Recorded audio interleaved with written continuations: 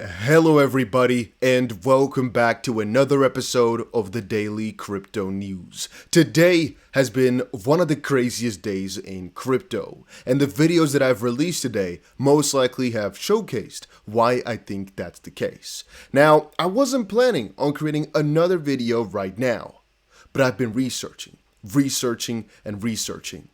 And to be honest with you, I think I need to make a video explaining to you guys everything in one simple little overview. All the crazy stuff, all the ununderstandables. I've tried to round it all up, so make sure that you press the like button on this video right now. Not only because almost nobody is going to be getting a notification for this video. I'm going to be releasing it a little bit silently, but it's all fine. It's all for my core viewers, I suppose. But also because we are hosting a 2,500 XRP giveaway right now. And if you want to enter, all you have to do is make sure you press the like button, make sure you are subscribed, and make sure you comment something down below, or just check the link down below for our giveaway. 5 winners going to be picked in the next 3 days. Let's go down the rabbit hole, all right? I have about 20 different articles open here. I'm going to try going through it as rapid as possible while explaining everything that you need to know. It's crazy out here, guys. It is really crazy. All right, I'm giving you guys full screen here so we can hopefully see it a little bit better. Plan B earlier today said, the reason why you are not buying Bitcoin below 30,000 now is the same reason why I did not buy Bitcoin at 4,000 during March 2020 and $3,000 during December 2018 bear market bottom. Fear that Bitcoin could drop to 20,000, but 3,000, 4,000, or 5,000 does not matter now, nor will 20,000, 30,000, or 40,000 in 2 years. Remember guys, if you're looking at the crypto prices right now thinking, oh, it could drop more, we've had this exact same scenario a lot of different times, and usually it's that fear that keeps you from making a huge amount of money in the crypto space. Then again, right now, a lot of people are selling their crypto at a massive loss. Rand Neuner also posted on Twitter, realized losses are always a good indicator for capitulation. When people are so scared that they actually sell and take the loss. The data from yesterday shows it was a capitulation event. As at this point, a lot of people are not convinced anymore that from this point on forward, the crypto prices are going to be going up. No, they'd rather take the hit right now than sit with their crypto for even longer. They basically gave up. They gave in, you guys understand. One thing, however, that is not showcased in this chart is the people that are actually taking a realized loss, so selling their crypto to buy back cheaper, and that I understand. But for the most part, you guys understand that people are too late when it comes to buying back in cheaper. They decide to sell their crypto because, well, they are afraid, and then they buy in when the prices are back high. Regarding the price, if you're wondering what the next most important zone is going to be, right now we are hovering at $29,000 after a very negative shift in the crypto market. The more you zoom out, the more it becomes apparent that we're not really in any danger zone whatsoever, and the price is actually not really doing too bad. We've just come back to prices from about a year or so prior, from prices in July of 2021. And depending on how this week closes, it could actually be that we get a close, if we do get it above 31.5 thousand, that we've actually not even made a lower low from all the way back there. Again, it depends a little bit on how the rest of the crypto market is going to be playing out though, over the next couple of days going into the weekend. What I will, however, tell you, and this is just my opinion, is that right now we are at a very important reversal zone because we've gone to this area so many times prior. There will most likely be a little bit of a battle that takes place right here, and that's actually what we've seen over the last couple of hours here, as the price just keeps pumping and dumping and pumping and dumping within this 31,000 to, I would say, 29.9 or 29,000 actually, $1,000 area. Then again, if we're looking for the most big resistance, the most interesting, the most proponent resistance, or I should say support for that matter, it is all the way down here at 27,000, which is the 200 EMA over on the weekly chart. A lot of people are expecting this level to at least get a very nice bounce on, but as I put over on Twitter, which you'll see shortly, the moment we do get below it, it'll most likely be a heavy spree of liquidations. To showcase you guys what I'm talking about right now, we got ourselves at about $1 billion liquidated over the last 24 hours. But this is mostly due to the Bitcoin price falling from either 34,000 or something like that all the way down towards 29, but specifically last 24 hours is about 31 point something thousand to 29,000.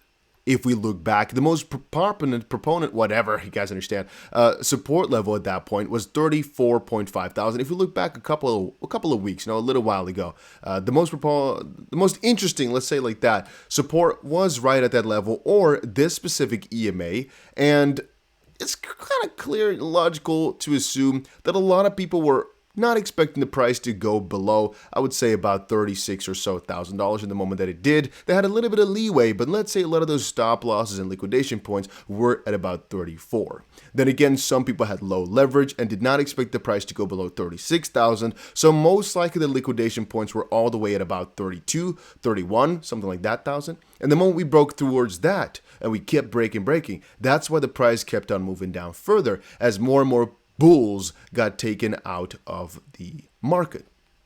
That's honestly as well why we are thinking right now, we can definitely get a nice little bounce from this area, 27,000. But the moment we break through, it's not going to be looking too good. Then again, if we're wondering why this is all happening, please refer back to some of the previous videos I've made. I don't want to cover the basis of the basis, but I want to take it a little step further. Digital asset investors said, I just saw a CoinDesk tweet where they said the Luna attack was a Soros-style attack. Just a few days ago, Gary Gensler referred to finding out who was swimming naked when markets crash. Don't forget who we had a call with on the 20th of August 2021, I believe. While Gary Gensler, and this is a little back, sues Ripple and attacks crypto innovation in the USA. This is who he's on the phone with. Again, a call with George Soros, chair of Open Society Foundations. He won't address the 60,000 in his XP holders at all. Look a bit further though, as this theory gets a little broader. Ron Hammond was sharing that on May 10th and May 12th, Secretary Yellen, will be testifying in front of the Senate Banking Committee and House Financial Services Committee. This is an annual hearing on the FSOC report to Congress. While crypto isn't the main focus point, there's a decent chance stablecoins will come up, and this is on May 9th. So this was a little bit before stablecoins started to kick the bucket. The day afterwards, UST started to go pretty damn crazy, and it was said that Janet Yellen, the Treasury, will issue a report on crypto and stablecoins shortly, which is kind of coincidental. And XRP here, this specific guy, said, I bet BlackRock crashed UST for the banking system. Yellen coming out with a report on stablecoins is too well timed. Then again, we can take this ball a little bit further. XRP Crypto Wolf shared, why are people spreading FUD about Tether and trying to make the crypto market crash even more?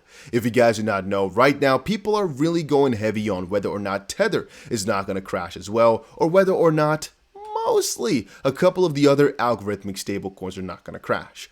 Don't you get it? That's exactly what they want. To shake you out, and you're giving it to them on a silver plate. Once more, guys, we do not want any other stablecoin to crash. Not USDD, not USDN, none of them. If that happens, then I can guarantee this was absolutely a coordinated attack by some higher parties. Now, that I do not want to say, mostly because even though we got ourselves all the table pieces, it's hard to draw conclusions out of that. Who exactly made this move? We cannot point a finger towards one direction. All we can say is there's a very high likelihood that some bigger parties that were very biased towards letting USDC survive and letting UST fail actually exactly got their way, which is why Mason First Lives is so on point. If it comes up, and what comes out, is that algorithmic stablecoins that are mostly decentralized are just really messing up, but the actually banking system, stable coins like USDC survive, well, then again, for how you think about them, that does not matter. If you think, oh, USDC might crash as well, even though it's not going to happen, you just thinking this might result in them having even more benefit, as the higher likelihood there is of you to sell. Then again, you most likely have watched my video from early today, at least hope so. Honestly, I'm quite happy this Luna situation is getting so much attention right now, because people are finally starting to notice some of the bigger players, like Citadel or BlackRock, having their own skin in the game. USDC versus UST. Now, for example, as BlackRock is heavily invested in Circle, which is the issuer of USDC, and you can obviously understand why they would want UST to fail, as it's overtaking more and more of USDC's volume. In similar fashion, as well as the Ethereum Enterprise Alliance versus XRP. A lot of people are not noticing that this move right now is actually very positive for all the XRP holders, as the, I would say, conflicts of interest or these hypocrisies or big player moves versus the crypto space moves are becoming more apparent now. That's exactly the mission I had in my previous video. At the end of the day, one thing you should understand as well is that the crypto market right now is being extra moved down, mostly by the stock market being in a very negative position as well. We can see the S&P have gone down from a whopping 4,800 points all the way towards 4,000, and the Nasdaq has done some similar numbers akin to it, again going down from about, let's say, 16.5 thousand all the way towards 12,000. So from that perspective, it is also not too crazy that Bitcoin has fallen down, since it's not basically gotten its own inverse correlation just quite yet.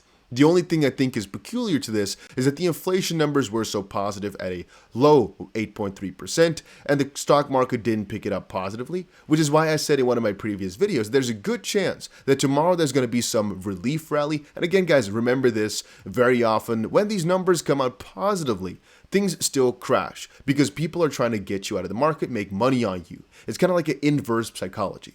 However, the day afterwards, they can't hold on to it anymore, and the price does actually go towards the area where it should. One thing you have to note is that this is not something which happens not so often. It happens all the time. Take a look, for example, at this FUD article regarding Coinbase. Coinbase says if it goes to zero, basically goes bankrupt, it might seize users' crypto. Understandably, everyone hates it. So what basically happened right here is some people completely took it out of proportion and thought, you know what, Coinbase is dead and we're going to steal all your money because their earnings reports were pretty low. That is not what they said. That was not what they meant to say. People all of a sudden went hammering onto that narrative, which is odd. Then again, people like drama, so I'm not really surprised, but this is a little bit too coincidental. Midas shared, "No, we aren't imagining things. This is no conspiracy theory. Right in your eyes. They're attacking Terra." Taking a look at all these articles which are negative towards Terra and UST, and they're all exactly the same, spammed over on Twitter. Now, the only explanation I have is that there's either one party which really wanted to promote their own crypto news article, however, it was not tagged, but it does look as a really easy quote coming from a crypto article that a lot of people like to repost or so, but it could mean a lot of different things. It is, however, pretty coincidental. Also note, guys, that even though this video might showcase as to why Terra's, Luna are in a bad spot, similar to XRP because they're being kind of targeted by these bigger institutions, I'm actually buying a lot of UST, and I bought myself a little bit of Terra/Luna as well. The reason for it being, the LFG, the Luna Foundation Guard, actually is most likely going to save UST and give up Luna for it. Then again, Luna right now is only back to prices it was at about a year and a half ago, as January of 2021, Luna's price was also at about $1. It's been said, however, that there's a couple of proposals that the Ledger Foundation Guard has put up, or basically that's out there for Luna, and in one of these posts somewhere, agoraterra.money, I guess, so in the little marketplace of discussion/talks, we're seeing even the LFG has $3.5 billion worth of Bitcoin in capital. Current market value, probably like $2 billion. Running against the market will be dangerous for Terra. However, in extreme situations like this, Terra cannot save both UST peg and save Luna price at the same time, but in theory, they can most likely just try to save UST as much as possible, stay as true as possible to the peg. And from that perspective, I do believe they'll pick themselves back up and that this is like a real money glitch. Then again, I am being honest and I do not want to acknowledge that all the money I have in UST all of a sudden is worth about, let's say, a fourth or so, and is not going to be coming back up there. It's kind of hard for my brain to accept that truth. And so, yes, I am a little bit biased in saying it'll most likely just come back up there because it's honestly what I want from the deepest point of my heart.